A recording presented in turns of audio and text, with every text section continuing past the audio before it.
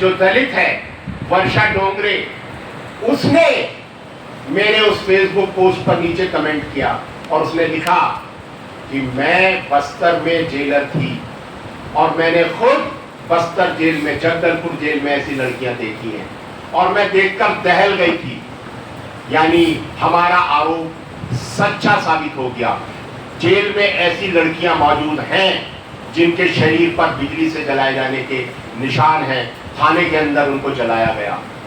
उसके बाद हंगामा हुआ और सरकार ने उस जेलर को सस्पेंड कर दिया। एक और वहां जज है प्रभाकर ग्वाल, वहां अभी आदिवासियों को कत्ल करने पर पुलिस वालों को कैश रिवॉर्ड दिया जाता है। अमेरिका में एक राष्ट्रपति हुआ था जॉर्ज वाशिंगटन, और जॉर्ज वाशिंगटन ने एक वाक्य बोला था। उसने कहा, वहां के आदिवासियों को इंडियन कहा जाता था, रेड इंडियन भी कहा जाता था, अभी नेटिव अमेरिकन कहा जाता है। जॉर्ज वाशिंगटन ने कहा, a dead Indian is a good Indian, एक मरा हुआ आदिवासी अच्छा आदिवासी है। और उसके बाद 6 करोड़ अमेरिका के आदिवासियों का कत्ल किया गोरों ने। घोड़ों पर बैठकर शिकार किया है आदिवासियों का। दुनिया के 65 मुल्कों से आदिवासियों का नामो निशान मिटा दिया गया। कनाडा में 100 बच्चों की लाश मिली स्कूलों से, आदिवासी बच्चों की। न्यूजीलैंड, ऑस्ट्रेलिया में आदिवासियों को मिटा दिया गया। ऑस्ट्रेलिया के प्रधानमंत्री ने अभी कुछ साल पहले माफी मांगी आदिवासियों से। दुनिया के 65 मुल्कों से आदिवासियों को मिटा दिया गया। भारत में हमारे सिपाहियों को कत्ल करने पर, आदिवासियों को कत्ल करने पर कैश अवार्ड दिया जाता है। उन्हें फर्जी आत्मसमर्पण दिखाने पर कैश अवार्ड दिया जाता है और जेलों में डालने पर कैश अवार्ड दिया जाता है। तो छत्तीसगढ़ की जेलें आदिवासियों से खचाखच भरी हुई हैं। एक जज वहां थे, वो भी दलित थे, प्रभाकर ग्वाल। जब उनके सामने निर्दोष आदिवासियों को लाया गया, उन्होंने कहा कि इनके चालान में गांव का नाम नहीं लिखा, बाप का नाम नहीं लिखा, पिछले कितने वारंट हैं ये नहीं लिखे, कितनी एफआईआर हुई है ये नहीं लिखी। लगता है आपने आज ही पकड़ा है इनको, आज ही आप इनको लेके कोर्ट में आ गए। और प्रभाकर ग्वाल ने आदिवासियों से पूछना शुरू किया, आपको कब पकड़ा? आदिवासियों ने बताया, हम तो बाजार जा रहे थे, हमको पकड़ के यहाँ ले आए। तो प्रभाकर ग्वाल ने पुलिस को डांटना शुरू किया और आदिवासियों को घर जाने दिया। जब 2-4 बार ऐसा किया जज ने, तो सुकमा जिले के एसपी ने हाई कोर्ट को लिखा कि ये जज साहब पुलिस की बेइज्जती करते हैं। और छत्तीसगढ़ हाई कोर्ट ने जज साहब को डिसमिस कर दिया। कानून का साथ देने की अपराध में जज साहब को डिसमिस कर दिया। अभी वो जज हमारे दोस्त हैं, कभी मैं आप लोगों से प्रार्थना करूंगा उनको बुलाइए, उनका भी भाषण करवाइएगा, वो आ जाएंगे आपके। और छत्तीसगढ़ में सिर्फ ऐसा नहीं कि वहां पर हमको माओवादी समर्थक कहा गया, वहां पर इंटरनेशनल रेड क्रॉस, जो दुनिया की जेलों में जा सकती है संस्था, उसको माओवादी संगठन कहा गया, माओवादी समर्थक संगठन कहा गया। एमएसएफ, डॉक्टर्स विदाउट बॉर्डर, उसको माओवादी समर्थक संगठन कहा गया। हम संयुक्त राष्ट्र संघ गए, मैं यूएन तक गया, यूएन की टीम आई जांच करने। तो छत्तीसगढ़ के बीजेपी के प्रवक्ता ने कहा कि यूएन के लोग माओवादियों से मिले हुए हैं। नंदिनी सुंदर तो सोशियोलॉजी की दिल्ली यूनिवर्सिटी में प्रोफेसर है, वो इस सब के खिलाफ कोर्ट में गई।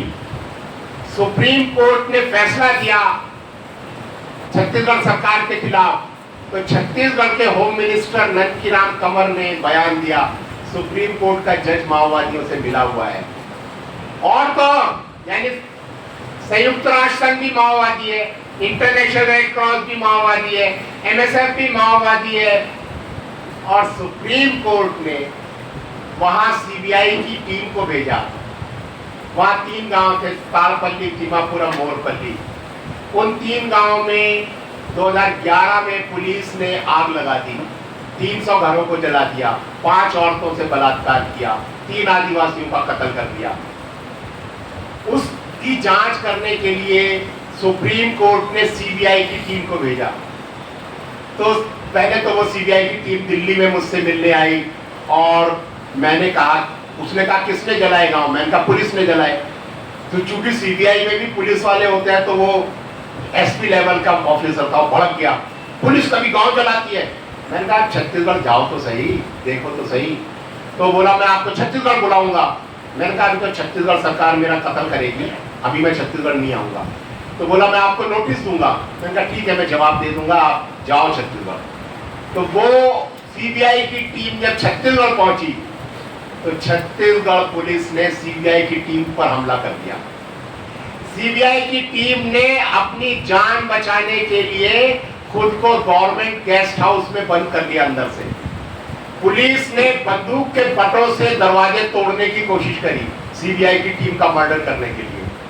सीबीआई वालों ने दिल्ली फोन किया कि हमें बचाओ। दिल्ली से फोन गया सीआरपीएफ के पास, सीआरपीएफ के टीम गई, सीबीआई की टीम को बचा के लाई, अपने बैरक में ले गई। पुलिस वालों ने बम फेंके सीआरपीएफ के बैरक पे, फिर सीआरपीएफ ने पुलिस के ऊपर बम फेंके और उस दिन वहां दोरनापाल की सड़कों पर सीआरपीएफ पुलिस के बीच गोलियां चली और बम चले। और ये मेरा आरोप नहीं है, सीबीआई का एफिडेविट मौजूद है, मैं आपको दिखा सकता हूं, इंटरनेट पर भी मौजूद है, मेरे फेसबुक पर भी मौजूद है। आप चाहे तो सुप्रीम कोर्ट की वेबसाइट पर सीबीआई का 13 पेज का एफिडेविट है कि सीबीआई की टीम को छत्तीसगढ़ पुलिस ने जान से मारने की कोशिश करी थी। छत्तीसगढ़ में आदिवासी इलाकों में पुलिस इस समय पूंजीपतियों के गुंडा गैंग की तरह काम कर रही है। हमारे एक दोस्त को बताया, वहां सीआरपीएफ ऑफिसर है झारखंड में, उन्होंने कहा मेरा नाम नहीं लेना, लेकिन हमें बड़े बड़े ट्रक भर के बड़ी कंपनियों के पूंजीपति नोट देते हैं और कहते हैं कि अपने लड़कों में बांट देना, ताकि पूंजीपतियों के लिए जमीनें खाली कराते समय आदिवासियों का कत्ल करने और औरतों के साथ बलात्कार करने में सीआरपीएफ वालों के हाथ ना कांपे। तो छत्तीसगढ़ में ये सब हुआ